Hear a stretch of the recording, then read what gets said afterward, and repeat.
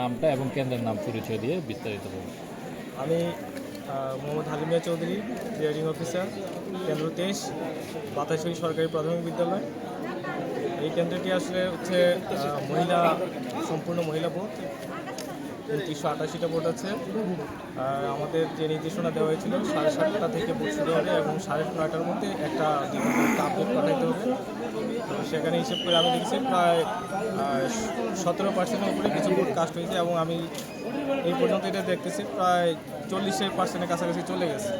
এটা এখানে পরিবেশ খুবই শান্ত আছে, সব কিছু স্বাভাবিক, সবার সহযোগিতা খুবই আমরা আশা করতেছি আজকে খুব ভালো একটা নির্বাচন উপহার দিতে পারবো। এখানে দেখলাম যে পুরুষ ভোটার কম অথবা সারিবদ্ধ খুবই কম, তবে মহিলাদের একটা অভিযোগ বলছে যে ধীরগতিতে হচ্ছে, এটার কারণ কি? এটা হচ্ছে কি, আমি ভিতরে যারা ভোট কাস্ট করতেছেন বা যারা দায়িত্বে আছেন ওনাদের সাথে, সহকারী প্রিজাইডিং অফিসার, পুলিং অফিসার, ওনাদের সাথে আমি বারবার নক করতেছি, ওনাদের সাথে কথা বলতেছি।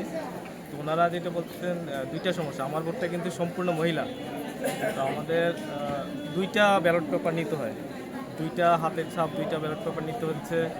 প্লাস হচ্ছে যারা বয়স্ক মা বোন আছে এনারা একটু সময় বেশি নিতেছেন। আপনার এটা ওনারা যেহেতু এটা বাইরে খুব বেশি চলাফেরা না করতে বা অনেকটা স্বাচ্ছন্দ্য বোধ করতেছেন আর কি, বা কী করবেন এটাও, হেনা ভোটটা নিয়ে বেশ করে ওনারা কী করবেন এটাও বুঝতে একটু সমস্যা হচ্ছে।